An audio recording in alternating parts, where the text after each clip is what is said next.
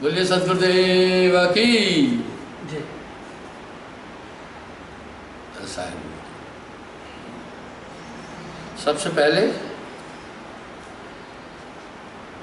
संगत से एक प्रार्थना है। आज सूर्य ग्रहण है, इसलिए ग्रहण के ड्यूरेशन में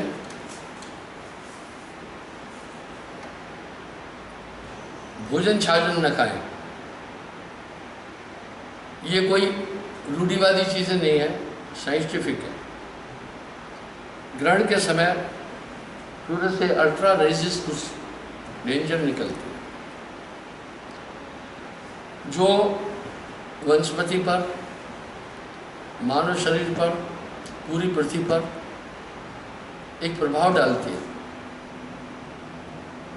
ये ग्रहण थोड़ा लंबा है, ये 10 बजे से 3:30 बजे तक ग्रहण लग रहा है। आप देखिए, हमारे धर्मशास्त्रों में ग्रहण का पहले से जिक्र है। इसका मतलब है हमारे यहाँ भौगोलिक ज्ञान काफ़ी आए थे। उसके बाद स्नान करके तब भोजन खाएं। आज हमने यहाँ भी लोगों को आगाह किया कि हम आपको अभी 9 बजे से पहले जो कुछ खाना पीना है आश्रम दिखाइए, बाद में हम आपको 3:30 बजे लंच देंगे। ख़ास तौर पर वो माताएं जो गर्भिणी हैं उनको ज़्यादा सावधानी बरतना है और सूर्य की तरफ खुली आंखों से भी न देखें। इस तथ्य को तो वैज्ञानिक लोग भी स्वीकार करें, इसकी परहेज करें और ग्रहण मुक्त के बाद स्नान करें जरूर। कल मैंने आपसे बातचीत की थी माया और मन के अंग पर। आज हम देखते हैं आत्म अनुभव। गोसा आत्मज्ञान बिना न भटके, क्या मथुरा क्या काशी। संसार का सबसे बड़ा ज्ञान है आत्मा का ज्ञान। आत्म अनुभव सुख से प्रकाशा, तब भव मूल अविद्या नाशा। देखते हैं आत्म अनुभव सुख की जो कोई बूझे बात, के जो कोई जाने के अपनो ही गात। आत्मज्ञान बोलने का विषय नहीं, वो तो खुद अनुभव करने की चीज़ है, वो बाहर व्यक्त करने का विषय नहीं। हम सब दुनिया के अंदर कुछ चीज़ें व्यक्त करते हैं वाणी के द्वारा, उसकी व्याख्या देते हैं, टिप्पणी देते हैं। लेकिन आत्मा और परमात्मा तत्व, आत्मा परमात्मा का अंश है, इसलिए ये वाणी के विषय नहीं है।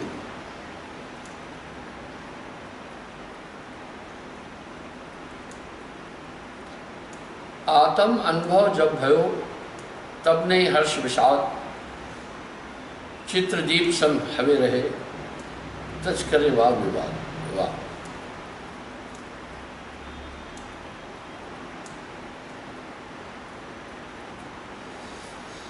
जिस तरह चित्र में बना हुआ दीपक, उसकी लौ किसी भी हवा के झोंके से इस तरह वो आत्मा में स्थित हो जाता है। मैंने आत्मज्ञान के ऊपर कई बार बातचीत की है, एक उदाहरण भी कई बार दिया।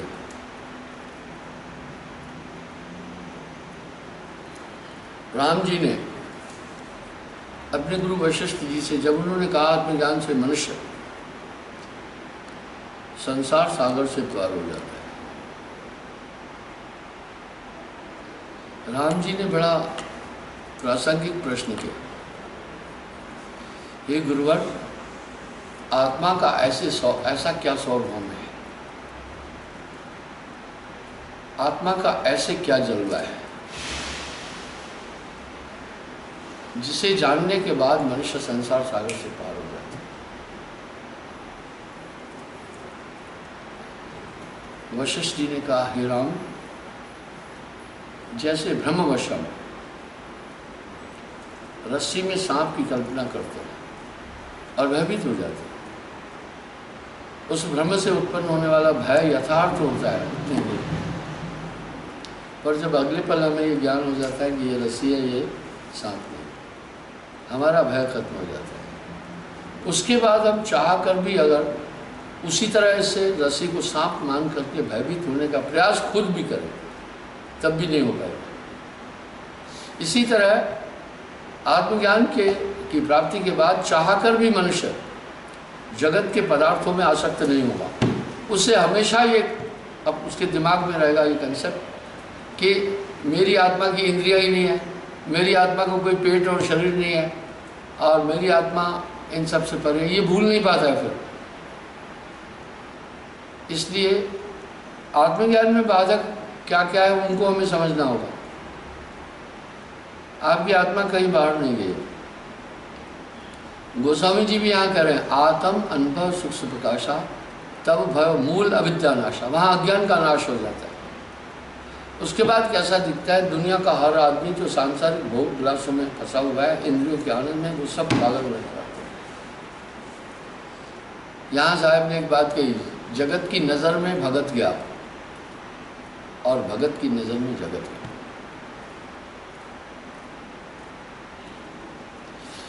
आत्म अनुभव ज्ञान की जो कोई पूछे बात,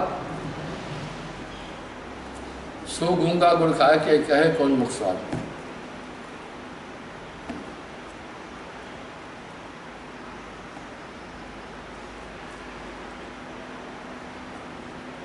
गूंगे से अगर पूछोगे गुड़ का स्वाद कैसा है तो शोर मचा देगा। वो स्वाद को जान चुका है पर वाणी उसको साथ नहीं देगी। इस तरह आत्मज्ञान को तो आत्मज्ञानी ही समझ पाता है कि क्या चीज़ है, ये वाणी का विषय नहीं।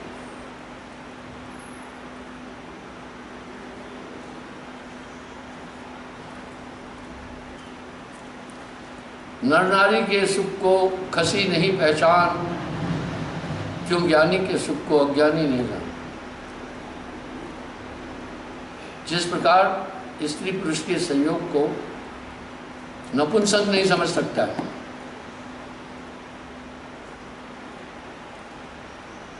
इसी तरह आत्मज्ञान की बात या ज्ञानी के सुख को अज्ञानी कभी नहीं पहचान सकता। साहब तो बड़ा साफ साफ, नर नारी के सुख को खसी नहीं पहचानती। खसी नपुंसक को कहते, ताका लक्षण को कहे जाका अनुभव ज्ञान। साध असाध न देखिए क्यों करूँ बखान। मुझसे एक आदमी ने ये सवाल कई बार पूछा है, सच्चे गुरु की पहचान। ये मेरे लिए नए सवाल नहीं है। आत्मज्ञानी की पहचान, मैंने कहा आत्मज्ञानी किसी भी इंद्री का आनंद नहीं लेता है। क्यों? वो जानता है अगर मेरा ध्यान सांसारिक आनंद की तरफ चला जाएगा तो मैं इस आनंद से वंचित हो जाऊंगा, और इस आनंद की तुलना में संसार का कोई भी आनंद कुछ भी नहीं। उसे जगत के पदार्थों से वैसे ही घृणा होती है जैसे एक शाकाहारी को मांसाहार से नफरत होती है।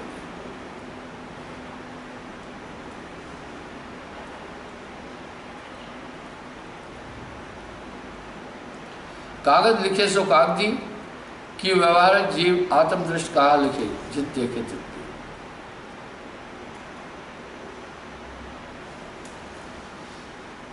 आत्मा के आनंद का व्यवहारिक लोग दुनिया की सिर्फ सुख लिखते हैं, लेकिन उनको पता क्या है, जह लागी सो जाने, लिखी लिखी को की है नहीं, देखा देखी बात, दूल्हा दुल्हन मिल गए, फीकी पड़ी बात।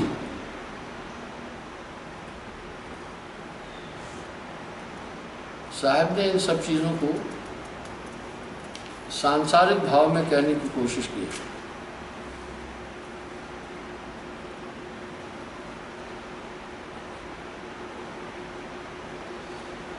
श्याम सब्ज विध पंच तेजे, पीत अरुण अरुण शीत।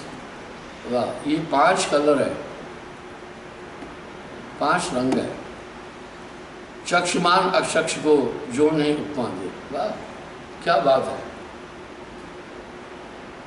जिस तरह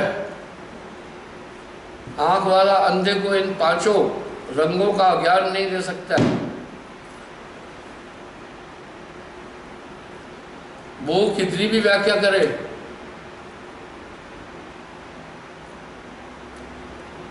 पर उन रंगों की व्याख्या वो अंधे को नहीं दे सकता है। इसी तरह अज्ञानी भी आत्मज्ञान को नहीं समझते।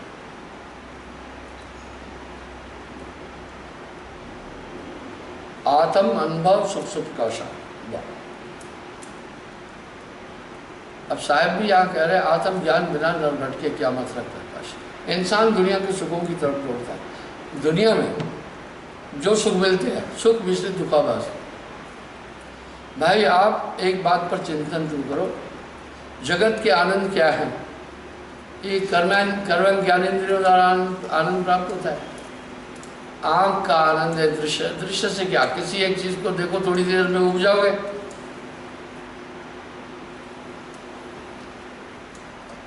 कान का आनंद है मधुर शब्द, जितनी देर शब्द सुने बस। मुख का, जिह्वा का आनंद है स्वाद, जितनी देर आपने वो चीज खाई तब उतनी देर स्वाद।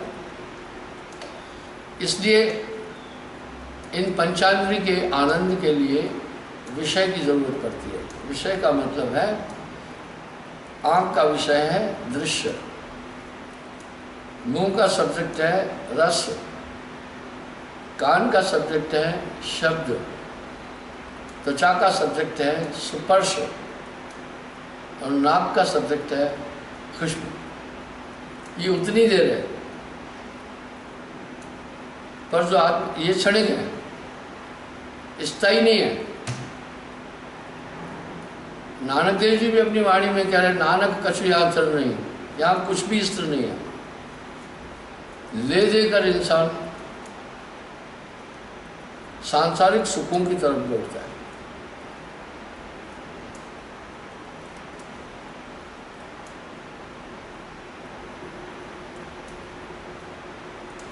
ज्ञानी भूले ज्ञान कथ, वंशक ज्ञान सिर्फ इस पर व्याख्या देते हैं। निकट रहा निज रूप, इतनी उपमा देने के बाद भी नहीं बोल पाते। बाहर खोजे बपरे, भीतर वस्तु अनु, वो इंद्रियों का सब्जेक्ट भी नहीं है। इसका मतलब है हम आत्मा के स्वरूप का वर्णन इन कर्म ज्ञानेंद्रियों से नहीं कर सकते हैं, न परमात्मा का। ये बात वासुदेव कृष्ण ने भी गीता में कही। अंतःकरण की 4 सूक्ष्म इंद्रियां मन बुद्धि चित्त अहंकार के माध्यम से भी हम उस परम तत्व की व्याख्या नहीं। बात खत्म है ना।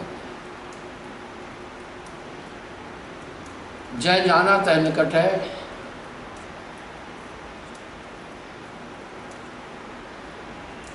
कि ये सब चीजें वाणी का विषय नहीं। जय जाना तय निकट है।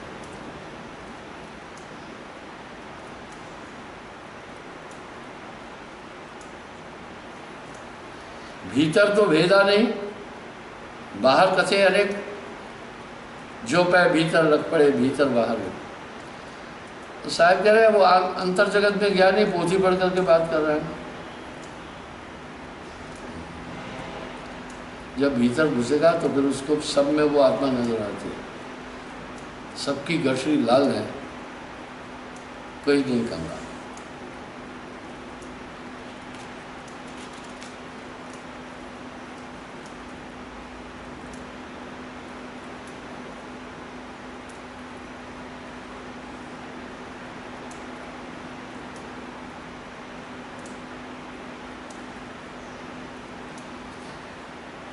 जैसे हम कुएं में बाल्टी डालते हैं या लोटा डालते हैं, तो पहले उसमें से भपक निकलती है, लेकिन जब पानी भर जाता है तो शांत हो जाता है। इस तरह इंसान में जब तक जल रूपी ज्ञान नहीं है उसमें भपक रहेगी, और जब उसमें आत्मज्ञान हो जाएगा भपक निकल जाएगी।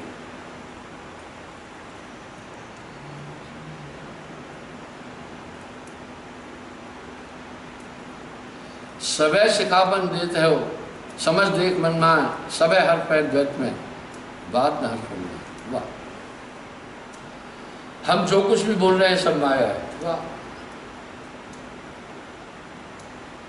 अब वो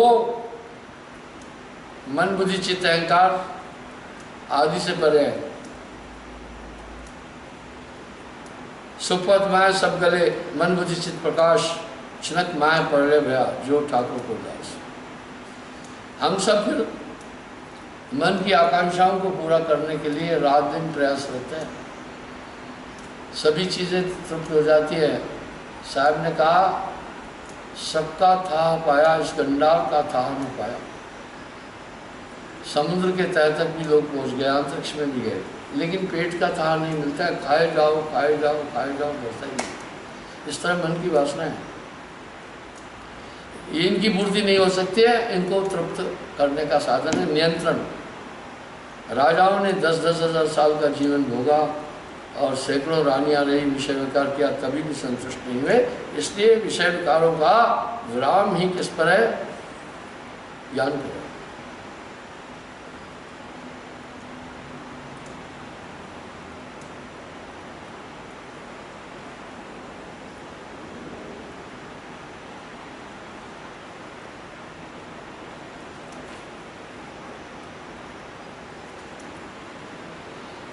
अंधे को हाथी जो सबका हो को ज्ञान, अपनी अपनी कहते काको जरिए ज्ञान।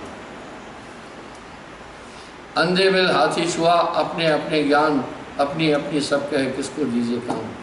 अंधन को हाथी सही है सांचे सगरे, हाथन की टोई कहे आंखिन के अंधे। मैंने इसका कई बार एग्जाम्पल दिया कि एक बार एक महावत हाथी लेकर जा रहा था। रास्ते में सूरों का टोला आ रहा था।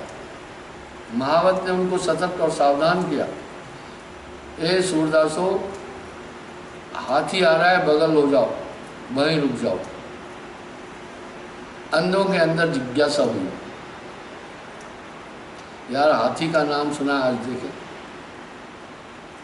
महावत से प्रार्थना की, महावत कि हम हाथी देखना चाहते हैं। अब अंधा टटोल कर देखेगा, ये दुनिया टटोल कर बातें कर रही है, आंखों देखी नहीं कह रही। टोने के बाद सबने कहा भाई हाँ जाओ, अब देख लिया। एक अंधे ने कहा हाँ हाथी हाथी सुनते रहे, आज पता चला हाथी कंबी की तरह, जिसने टांग पकड़ी थी। दूसरे ने कहा धत बुद्धू, क्या तुम्हारा ज्ञान है, हाथी तो तलवार की तरह, जिसने दांत पकड़ा था। तीसरे ने कहा तुहार मत हैरान बा भैया, हाथी अजगर की भांति होते हैं। अरे हाथी तो अजगर की तरह होता है, जिसने सूंड पकड़ी थी।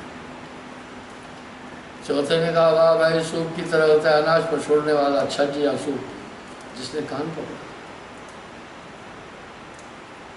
पांचवें ने कहा अरे हाथी तो चट्टान की तरह है, जिसने पीठ पकड़ी थी।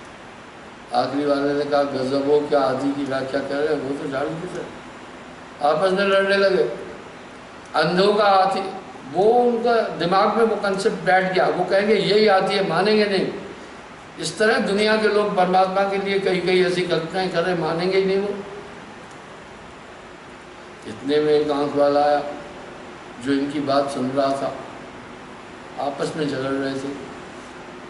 उसने कहा भाइयों सुनो, लड़ो मत, तुम सब ठीक कह रहे हो। हाथी के दांत तलवार की तरह, हाथी की सूंड अजगर की तरह, हाथी के पांव खंबे की तरह, हाथी के कान छज की तरह, हाथी की पीठ चट्टान की तरह, हाथी की पूंछ झाड़ू की तरह। ये सब हाथी के अंग है, ये सब मिलकर हाथी। इस तरह जो जो जिस चीज़ को पकड़ा है वो छोड़ता नहीं है। शायद कह रहे हैं अंधे में हाथी छुआ, अपने अपने ज्ञान, अब अपना अपना क्या ज्ञान था, जिसने जो चीज़ छुई वही बोला।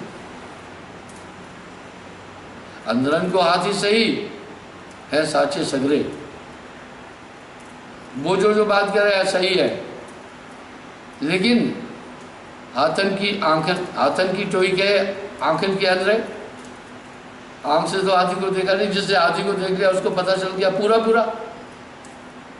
इस तरह यह जग अंधेरे के हाथी की तरह, आंखों से नहीं देखिया ताते भिन्न भिन्न बोल। वाह साहब की वाणी में सार क्या है, देखा नहीं इसलिए अलग अलग रूप वर्णन कर रहे। समझे की मत एक है, जय समझा तैन ठोर, कहे कबीर ये बीच ही बलक की और की और। दूजा हुए सो बोलिए दूजा झगड़ा सोए, दो अंधों के नाश में कापे काको मोहे। निरंजनी सो कहिए काम कहत कबीर लजाए, अंधे आगे नाचते कला आकार जलाए। साहब बोला क्या बताऊं, अंधे के आगे जैसे नाचकर कला आकार जाती है। जिसने पत्थर पकड़े वो उसी को सही मान रहा है, जिसने पेड़ पकड़े वो भी सही मान रहा है, जो तंत्र मंत्र पकड़े वो भी सही मान रहा है। वाह मैं आया संसार में परागांव की खौर, ऐसा जोड़ा नाम ला जाए लीजिए बड़े खुश हो।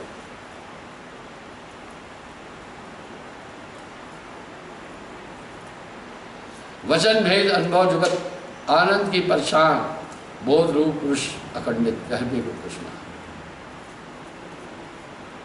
बूझ सरी की बात है कह सरी की ना है, जेते ज्ञानी देखे तेते संशय में। वाह वाह वाह। साहब कह रहे जितने बड़े बड़े प्रकार वंशक ज्ञानी मिल रहे हैं वो सब शंकाओं में है, इसलिए वो अनिर्वचनीय है, अकह है, अगम्य है, अनुपम है। बड़ी सुंदर संज्ञाएं दी हैं परम तत्व की साहब ने वाणी में। तो बंधुओं, कहने सुनने के लिए हम कह रहे एक है। जब एक है कह रहे तो भैया जो शिवोपासक कह रहे हैं वो शुद्धि एक है, जो वैष्णव उपासक है वो कह रहा है वो एक है, जो देवी उपासक है वो कह रहा है एक वो यही है समस्या। अब नानक देव जी वाणी में क्या फरमा रहे हैं, नानक एको सुमरिए,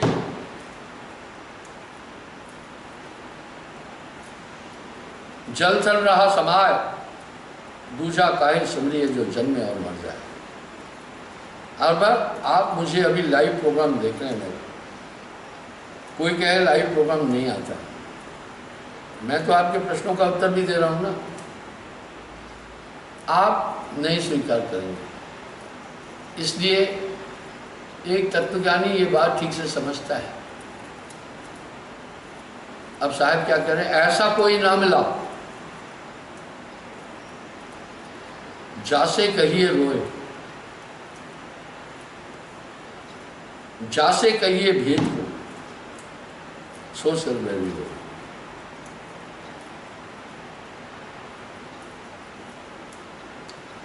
साहब कह रहे ऐसा कोई नहीं मिला।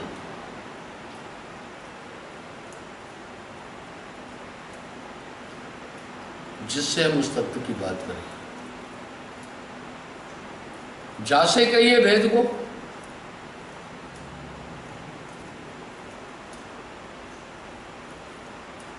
जिससे भेद कहते हैं सो सर्वैल्यू, सही आदमी नहीं कम स्वीकार।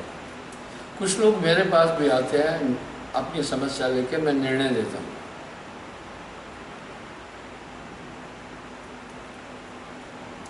जब मैं निर्णय तो निष्पक्ष दूंगा,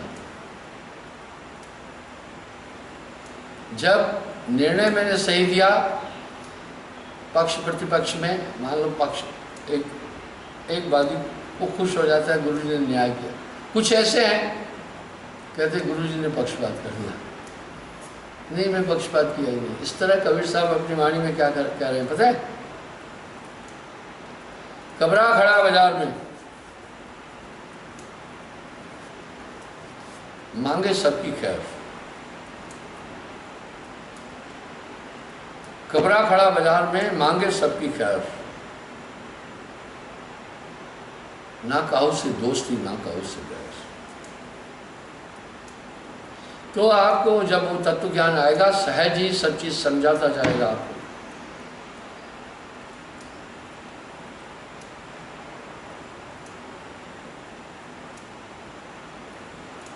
वाह,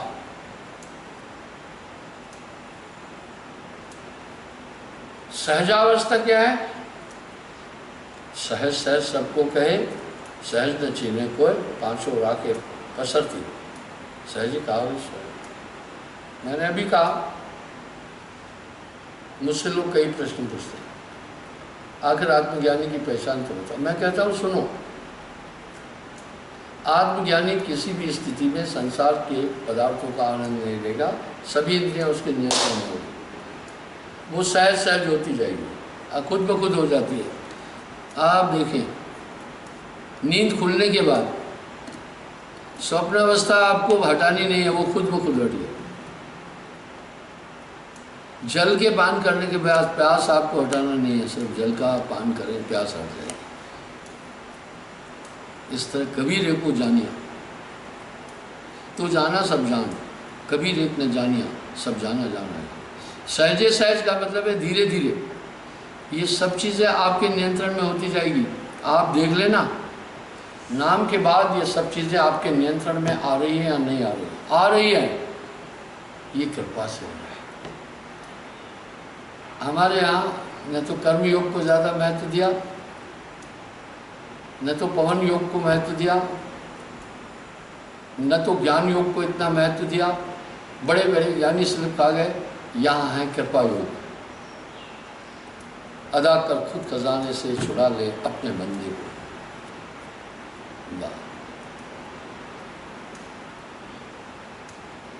सहजे सहजे सब गया, मन इंद्री का नाश। आप देखो धीरे धीरे ये सब नियंत्रण में होती जा रही है। नहीं, नेकामी से मन मिला, कटी कर्म की फांस। अब आप अंदर से इतने चैतन्य हैं,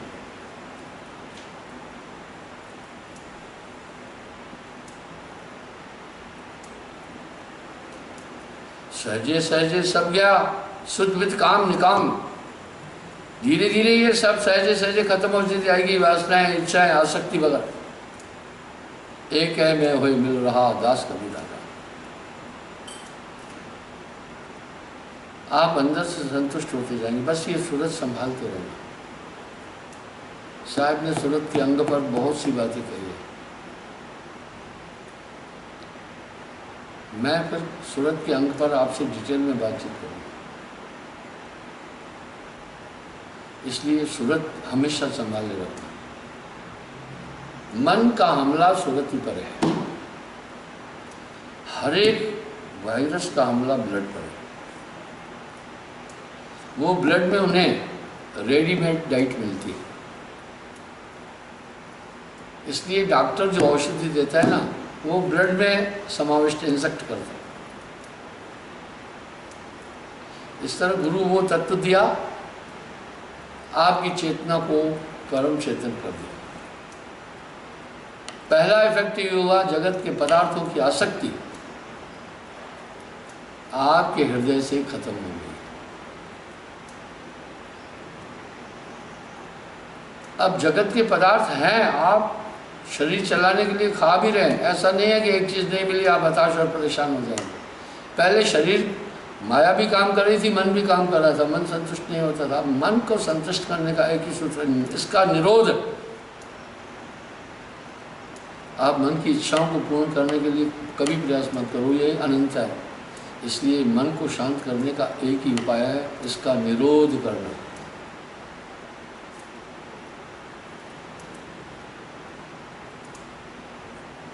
मन के चलाए तन चले ताकू सर्व से। मन जाता है जाने दे, कह के राख शरीर, उतरा पड़ा कमान से क्या कर सकता तीर। आत्मा के सहयोग के बिना कुछ ही नहीं होता है। इसलिए साहब का वो शब्द हमेशा ध्यान रखें, आप को आप ही बने।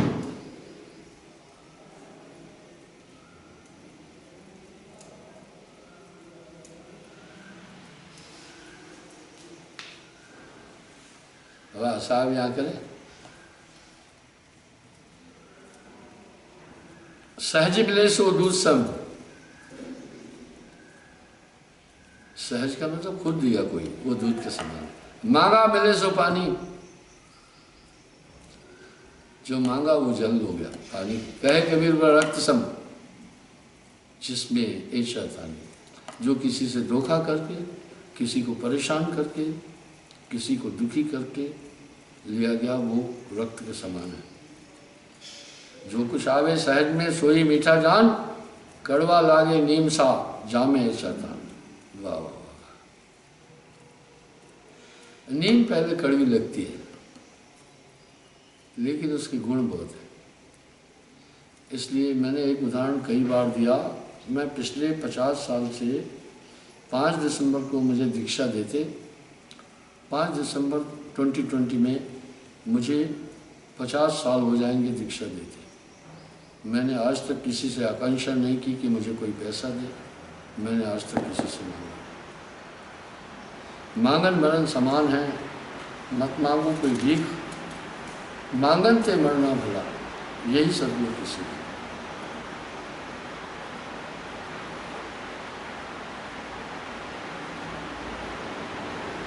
कबीर दुविधा दूर कर, एक अंग है लाभ, वा शीतल वा तपत है, दोनों कहिए। हाँ, दोनों का शिकारी है, क्या ठंडा क्या गर्म। आप ये हिमाच्छादित पर्वत श्रृंखलाओं को देख रहे हैं, बड़ी लुभावनी लग रही है। मैं 2 साल लद्दाख में रहा हूँ। वहाँ रहने के बाद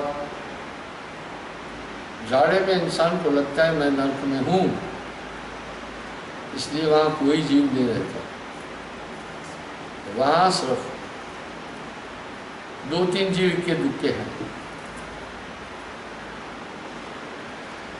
एक है जंगली बकरा, बहुत तेज दौड़ता है।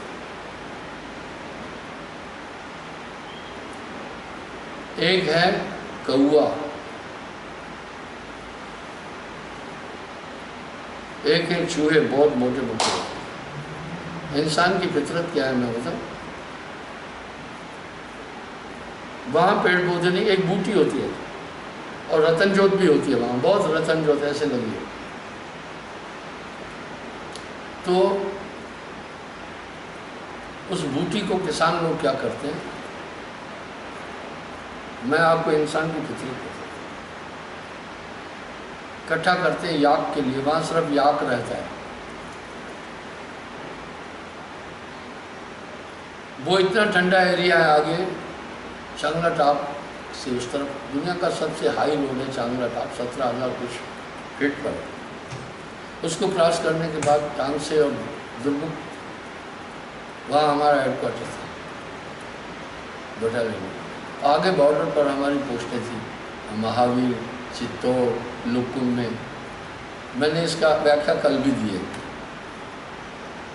लुकुम से आगे हम पेट्रोलिंग जाते थे, 2 दिन पैदल चल करके LAC, अनिला, थार सांगला, जहाँ हम टेंट लगाते थे 15-15 दिन, अपना राशन साथ में ले जाते थे। फिर दूसरी पेट्रोल हमें रिलीव करती थी, वो वहाँ रुकते थे, हम आते थे। तो मैंने उस दिन भी ये बताया कि इस पोंगांग झील को क्रॉस करने के बाद हम 2 दिन पैदल जाते थे। वहाँ हमारा वो LOC था, वहाँ डिफेंस नहीं बना सकते। हमारे स्नो टेंट लगाकर हम रहते थे, ऑब्जर्वेशन करते थे। अब वो ऐसे एरियो पर आकर अपना दावा जता रहा है। ये पोंगांग झील के बाद भी हमारा LOC है। LOC में डिफेंस बनाना मना है, ना वो बना सकते ना उनकी भी पेट्रोल आती है। LOC का कुछ हिस्सा जो है और वहाँ पर हमारी पेट्रोल जाती है, कुछ हिस्सा है उनकी पेट्रोल जाती है। वो हिस्सा बटा हुआ नहीं है। कभी कभी आपस में वहाँ मिलना भी हो जाता था। कभी कभी वो अपना कुछ चिन्ह फेंक के जाते थे ये जताने के लिए कि हमारा एरिया। कभी कभी हम भी ऐसे करते। वो दरअसल क्या था, LOC है, लाइन ऑफ कंट्रोल है, एक्शन कंट्रोल। तो मैं ये कह रहा था, आप कोई भी मौसम आपको अच्छा नहीं लगेगा। गर्मी में क्या कहते हो, हाय तोबा गर्मी है मालिक, गर्मी से आप उगते हैं। जब बरसात ज़्यादा गिरती है कहते हैं प्रभु ये बरसात को यहाँ से भगाओ क्या है। सर्दी में जब दांत कट बाजते हैं तो कहते हैं भगवान ये ठंड हटाओ। कोई भी मौसम तो आदमी को पसंद नहीं। साहब कह रहे हैं इस तरह से भैया ये सब दुखदायी है मौसम वगैरह। फिल्मों में देख लेते तो हीरो हीरोइन को थोड़ी देर बर्फ में खेल रहे हैं आपको शौक हो जाता। अरे भैया वहाँ थूक फेंकते थे तो थूक जमीन पर गिरने से पहले ही बर्फ बन जाती थी। नाक से निकलने वाला पानी है मूंछ पर आया और वो बर्फ और रगड़ो अब मूंछ पर आग भी नहीं निकली, इसलिए लोग वहाँ मूंछ नहीं रखते थे। इतना पीड़ादायक है, इतना कष्टकारी है। लेकिन देखने वाले को क्या लगता है वाह वाह वाह, हे कैद कभी सुनो वैसा तो रुई लपेटी आ गए, दुनिया के सुख भी वैसी है रुई लपेटी आ गए। यह संसार फूल से मर का चूस लगी पछताना। नानक ये जग थिर नहीं, ये झूठी रचना है, ये काल का देश है। आपका आत्मदेश आनंद में है। तभी तो साहब वाणी में बार बार कह रहे चल इंसा सतलोक छोड़ो ये संसार। अच्छा अभी समय हो गया, मैं आपको पुनः बोल रहा हूँ, आप पूरा प्रयास करें कि ग्रहण के मध्य में आप कुछ नहीं खाएं, क्योंकि अल्ट्रा डिजीज आती है वो बहुत हानिकारक है। ख़ास तौर पर वो माताएं बहनें भी बाहर कम निकलें जो कंसीव किया हुआ है, नहीं तो गर्भावस्थित बालक को इस पर बहुत असर पड़ेगा। और आप नहीं खाएं पिए इतनी देर, कुछ फर्क नहीं पड़ता है। 10 बजे से 3 बजे तक 5 घंटे आप नहीं खाएं कुछ भी, बच्चों को भी नहीं खाने दें। और ग्रहण मुक्त होने के बाद फिर स्नान करके आप भोजन ग्रहण करें। इसलिए आज मैंने लोगों का नाश्ता भी 9 बजे से पहले जो खाना है खाओ, बाद में कुछ नहीं मिलता। तो इसको फॉलो करो, ये कोई भ्रम नहीं है, ये वैज्ञानिक भौगोलिक स्थिति है। इसलिए आप देखते ना सूर्य के आगे बादल आते तो एक अलग वातावरण बन जाता है, और तूफान आता है एक अलग वातावरण बन जाता है। इसी प्रकार से ग्रहण के समय ये बहुत बड़ा ग्रहण है।